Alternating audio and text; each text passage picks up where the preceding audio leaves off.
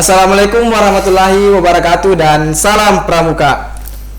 Halo kakak-kakak, kembali lagi di acara Poskut UKM Pramuka Universitas Negeri Makassar. Nah, pada kesempatan kali ini perkenalkan nama saya Rifki Hidayat yang akan menemani kakak-kakak dalam bincang-bincang pada kesempatan kali ini beberapa menit ke depan nantinya. Nah, pada kesempatan kali ini kita kehadiran atau kedatangan narasumber yang cukup luar biasa, yang notabene dalam ruang lingkup perguruan tinggi terkhususnya Universitas Negeri Makassar sangat istimewa kakak-kakak. Jadi tanpa berlama-lama saya memperkenalkan narasumber kita pada malam hari ini, yakni Kak Iqbal Ramadandi selaku Ketua Maperwa Universitas Negeri Makassar. Selamat malam Kak. Malam Kak Rifki. Bagaimana kabarnya Kak hari ini? Alhamdulillah baik. Alhamdulillah. Jadi sedikit bercerita kakak-kakak bahwasanya Kak Iqbal Ramadandi ini merupakan anggota aktif UKM Pramuka Universitas Negeri Makassar dan menjabat sebagai Ketua Mapurwa Universitas Negeri Makassar. Nah, mungkin bisa sedikit diceritakan Kak Iqbal, apa sih Mapurwa atau Majelis Permusyawaratan Mahasiswa itu sendiri dari kacamatanya Kak Iqbal? Assalamualaikum warahmatullahi wabarakatuh dan salam Pramuka. Salam. Selamat malam kakak-kakak. Perkenalkan, saya Muhammad Iqbal Ramadandi. Sekarang ini saya menjabat sebagai Ketua Umum Majelis Permusyawaratan Mahasiswa Universitas Negeri Makassar.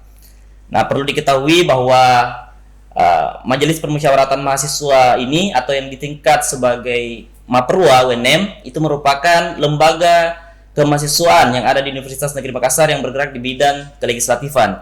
Nah, perlu diketahui bahwa di lembaga kemahasiswaan Universitas Negeri Makassar kita menerapkan sistem trias politika atau pembagian kekuasaan oleh John Locke dalam bukunya Two Thirds of Government yang terbit pada tahun 1690.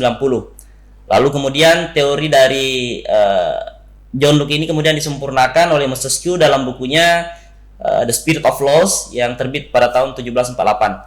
Nah, kemudian teori dari Montesquieu ini yang kemudian diterapkan oleh banyak negara termasuk Indonesia. Nah, sedangkan di Indonesia sendiri penerapan trias politika dibagi menjadi dua tahap, yaitu penerapan sebelum amandemen dan penerapan setelah amandemen.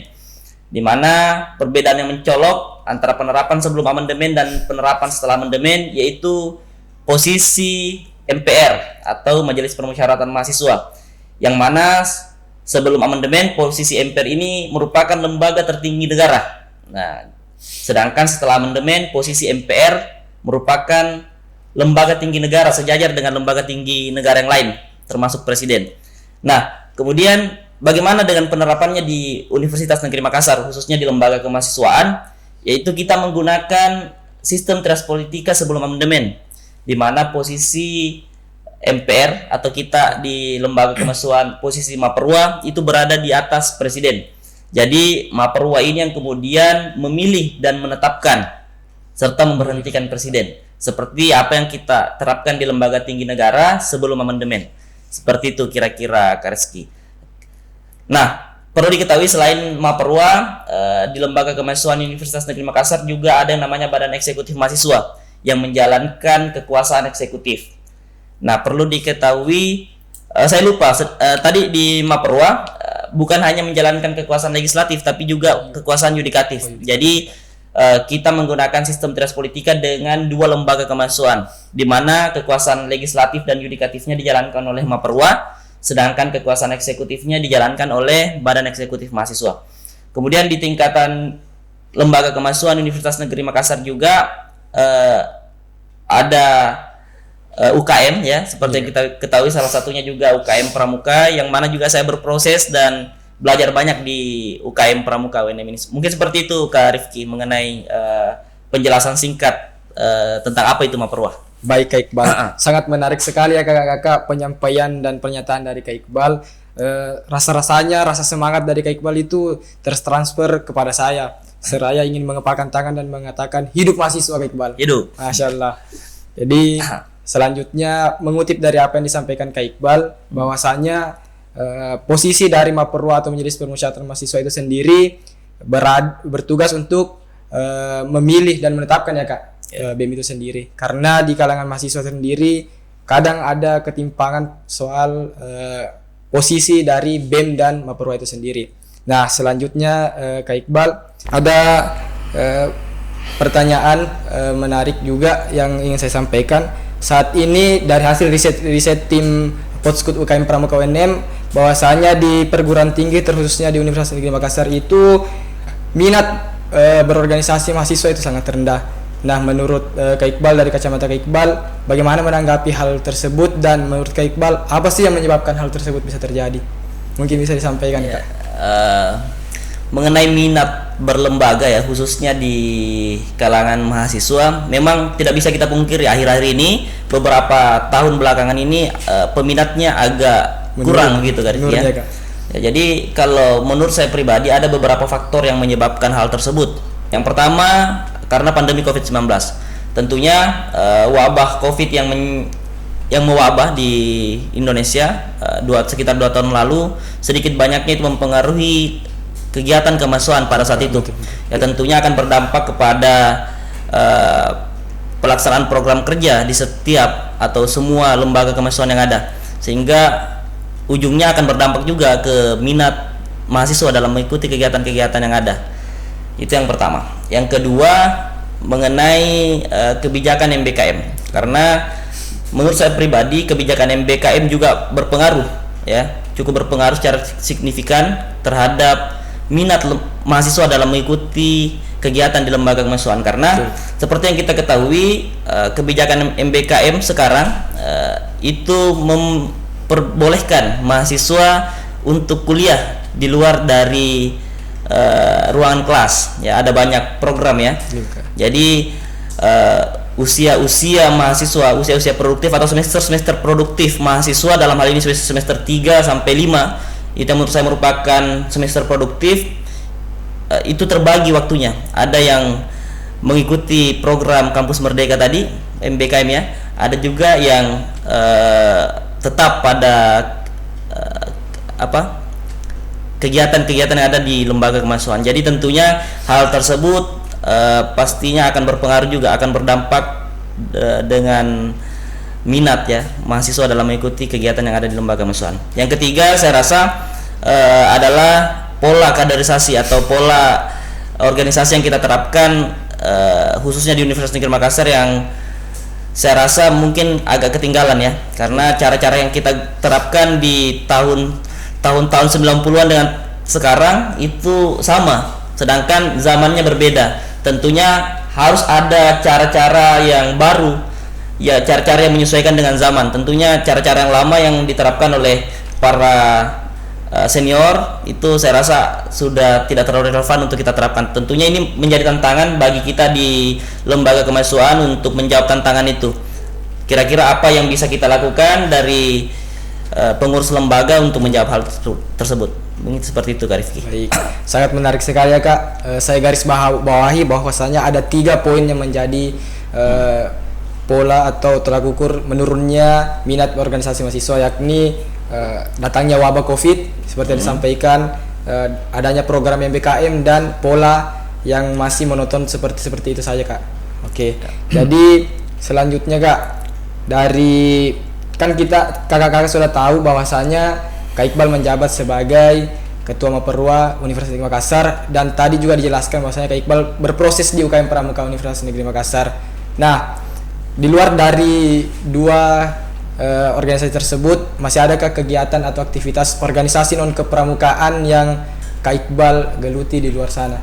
Bagaimana, Kak Iqbal? Ya, kalau lembaga ya yang saya ikuti, lembaga mahasiswa yang saya ikuti di luar dari Pramuka dan Maperwa, mungkin saya bisa jelaskan dulu saya mulai dari mana ya. Siap, Kak. Ya, jadi saya masuk menjadi mahasiswa baru di tahun 2018 sebagai mahasiswa baru, dan saya mulai berproses di himpunan sebagai mahasiswa baru, kemudian berproses menjadi staf himpunan mahasiswa ya, saya jurusan manajemen Fakultas Ekonomi dan Bisnis. Jadi saya berproses pertama kali di himpunan mahasiswa manajemen sebagai staf, kemudian di periode selanjutnya sebagai ketua bidang pendidikan dan pelatihan.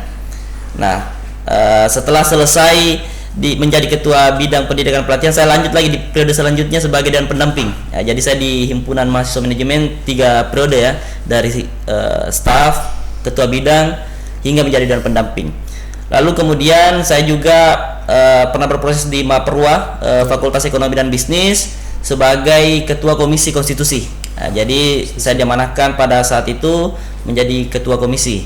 Setelah itu saya juga berproses di Himpunan Mahasiswa Islam, ya, pernah menjabat sebagai Kabid PTKP HMI Komisariat Ekonomi UNM. HMI ya, Ya. Kak. Juga saya juga berproses di organisasi kedaerahan, ya, salah satu organisasi kedaerahan karena saya berasal dari Kabupaten Bone. Dari Jadi Kabupaten Bone. saya berproses di organisasi kedaerahan Kabupaten Bone, ya, namanya DPK Kemi Bone Lapoi. Di situ juga saya pernah berproses sebagai staf. Di periode pertama, di periode selanjutnya saya sebagai koordinator fakultas, dan di tahun ketiga, di periode ketiga saya pernah juga menjabat sebagai dewan pendamping. Sekarang ini juga saya juga sedang berproses di pengurus pusat, ya, pengurus pusat organisasi kedaerahan Bone, ya, namanya DPP Kepmi Bone. Saya sebagai staf, ya, di salah satu bidang yang ada di DPP Kepmi Bone. Mungkin itu, ya, kalau pengalaman organisasi. Oh, ada satu lagi, saya juga pernah menjabat sebagai sekretaris umum pemerhati seni dan budaya Bone, Sangdara, ya, yang ada di Kabupaten Bone. Saya pernah menjabat sebagai sekretaris umum. Mungkin itu pengalaman organisasi saya di luar dari Pramuka dan Maperua UNM yang saat ini saya geluti. Mungkin itu, Kak Rifki. Baik, dari pengalaman yang disampaikan dari Kak Iqbal tadi menunjukkan bahwa dari segi pengalaman dan kematangan sudah cukup bisa dibilang cukup matang sekali, ya, Kak, dari segi pengalamannya dalam segi organisasi di luar kampus maupun di dalam kampus. Nah, selanjutnya Kak Iqbal berbicara mengenai pengalaman organisasi kepramukaan, ya, Kakak, sedikit informasi bahwasanya Kak Iqbal pernah menjabat sebagai Ketua Ambalan UKM Pramuka Universitas Negeri Makassar, Ranggon dan Romo, ya, Kak. Betul sekali, Kak Rizky. Kalau tidak salah, yakni pada periode 2020-2021, di mana pada saat itu kebetulan menerima saya sebagai anggota baru. Nah, dari pengalaman itu mungkin bisa sedikit diceritakan masa-masa atau pengalaman menarik pada saat Kak Iqbal menjabat sebagai Ketua Ambalan, Kak. Betul sekali yang dikatakan oleh Kak Rifki, bahwa saya juga pernah berproses sebagai Ketua Dewan Ambalan Ranggong dan Romo UKM Pramuka UNM. Ya, jadi pada saat itu saya menjabat di periode 2020-2021. Ya, jadi tentunya banyak pengalaman yang tidak bisa saya lupa, Kak Rifki, ya. Betul. Ada banyak pengalaman dengan kakak-kakak dewan, sesama dewan pada saat itu. Kebetulan pada saat itu saya berpasangan dengan Kak Andi Nisma. Ya, Andi Nisma, ya. Kebetulan saya juga bersama Kak Nisma, sama-sama dari jurusan manajemen, bahkan satu kelas. Ya, jadi pada saat itu banyak kegiatan-kegiatan yang membuat saya tidak bisa lupa dengan masa kepengurusan itu. Ya, pada saat itu di Ambalan kami dibina khususnya di Ranggong, ya, oleh Kak Fajar Islam dan dibantu oleh Kak Musdar Rasman selaku pembantu pembina. Tentunya Kak Fajar Islam dan Kak Musdar memberikan banyak pelajaran, memberikan banyak pengalaman, ya, tentang kepramukaan kepada kami khususnya di Dewan Ambalan Ranggong dan Romo. Mungkin itu, Kak Rifki. Baik, pengalaman yang sangat menarik, ya, Kak Iqbal. Beberapa juga proses sudah Kak Rifki lewati dan memang banyak bekal lah untuk dibawa keluar nantinya. Nah, sedikit lagi Kak Iqbal mengenai prosesnya Kak Iqbal di UKM Pramuka. Apa sih pengaruh kepramukaan bagi Kak Iqbal itu sendiri, di mana bisa merubah pribadi Kak Iqbal untuk selanjutnya berproses di organisasi non kepramukaan? Kira-kira ada kiat-kiat atau ilmu yang Kak Iqbal dapatkan dari dunia kepramukaan dan bisa diterapkan di lembaga non kepramukaan, Kak Iqbal? Ya, tentunya berbicara tentang pramuka itu adalah merupakan organisasi pertama saya, ya. Jadi saya belajar mengenal organisasi itu pertama di pramuka. Ya, saya pertama kali masuk pramuka pada saat SMA. Ya, jadi sebelum saya masuk pramuka, saya merupakan tipikal orang yang sangat pemalu. Ya, saya sangat tidak pede ketika harus tampil di depan umum. Nah, pada saat saya masuk di pramuka, dan ternyata perbedaannya sangat signifikan setelah saya masuk pramuka. Yang tadinya saya seorang yang pemalu, setelah menjadi anggota pramuka, saya menjadi orang yang pede, ya, bahkan sangat berbeda perubahannya di dalam kelas maupun di luar kelas. Ya, yang awalnya kita pemalu, setelah masuk pramuka menjadi pede. Kenapa? Karena di pramuka kita diajarkan pendidikan karakter yang tentunya tidak saya dapatkan di organisasi manapun di luar. Di pramuka juga saya diajarkan mengenai kepemimpinan. Ya, jadi jiwa kepemimpinan saya dibentuk di pramuka, Kak Rifki. Karena tentunya tidak mudah untuk mendapatkan karakter kepemimpinan itu, dan saya rasa saya mendapatkan itu di pramuka. Ya, mungkin itu, Kak Rifki. Saya garis bawahi ada 2 poin ya Kak dari pengalaman Kak Iqbal, yakni masalah karakter, pembentukan karakter dan kepemimpinan, di mana saat ini bisa kita bilang posisi Kak Iqbal sebagai Ketua Majelis Permusyawaratan Mahasiswa Universitas Negeri Makassar memerlukan bekal-bekal kepramukaan dari segi kepemimpinan dan karakter ya Kak. Baik Kak, jadi sekarang dari posisinya Kak Iqbal ini sebagai mahasiswa berproses di lembaga kemahasiswaan sudah mencapai puncak, bisa saya bilang seperti itu Kak, di mana Kak Iqbal sudah menjabat sebagai Ketua Maperwa Universitas Negeri Makassar. Nah, di dunia peserta didik atau kepramukaan itu sendiri, kira-kira Kak Iqbal punya cita-cita tidak yang ingin dicapai dalam dunia kepramukaan? Ya, Rifki, ketika ditanya mengenai cita-cita saya di peserta didik ya, kita di pramuka didoktrin untuk menjadi seorang pemimpin dimanapun kita berada. Nah, seperti yang kita ketahui di pramuka, di luar dari gugus depan ada beberapa tingkatan kepengurusan ya, dimulai dari Dewan Kerja Ranting, Dewan Kerja Cabang, Dewan Kerja Daerah, sampai ke Dewan Kerja Nasional. Jadi ketika ditanya apa cita-cita saya sebagai seorang peserta didik, ya kita ambil bentuknya Kak Rifki. Kalau bisa menjadi ketua DKN, kenapa tidak? Cocok itu Kak. Kebetulan dalam waktu dekat ini akan diadakan kegiatan Muspanitra Nasional, kalau tidak salah pada bulan 11 Kak. Bagaimana kesiapan Kak Iqbal mengenai hal itu? Ya tentunya selama UNM mensupport dan dapat dukungan dari DKDC Indonesia, khususnya Sulawesi Selatan, insya Allah saya siap. Saya menjadi saksi ya Kak mengenai kesiapan Kak Iqbal pada malam hari ini. Jadi perlu digarisbawahi, ketika sudah mendapat support dan masalah dukungan dari DKD, khususnya DKD Sulawesi Selatan, Kak Iqbal sangat siap ya Kak. Nah, untuk kesiapan Kak Iqbal akan kita buat edisi khususnya. Baik, kembali lagi ya Kak ke tugas dan jabatan Kak Iqbal saat ini sebagai Ketua Majelis Permusyawaratan Mahasiswa Universitas Negeri Makassar. Ada tidak program andalan Kak Iqbal pada periode kali ini? Ya, jadi ketika ditanya program andalan, kami di Maperwa ada satu program andalan, yaitu adalah Sekolah Tesis Politika tingkat nasional. Ya, insya Allah akan diadakan sekitar bulan Oktober sampai November 2023 Kak Rifki. Jadi untuk seluruh mahasiswa UNM dan mahasiswa se-Indonesia ya, secara umum, persiapkan diri Anda untuk mengikuti program kami di Maperwa, yaitu Sekolah Tesis Politika tingkat nasional. Jadi ada program Sekolah Tesis Politika tingkat nasional Kak. Jadi kakak-kakak bisa menantikan kegiatan tersebut. Jadi semuanya bisa ya Kak, semua. Oke. Jadi menutup pada pembahasan kali ini Kak, bincang-bincang malam hari ini, apa sih pesan Kak Iqbal untuk mahasiswa terkait organisasi kepramukaan Kak? Sempat ada pesan-pesannya?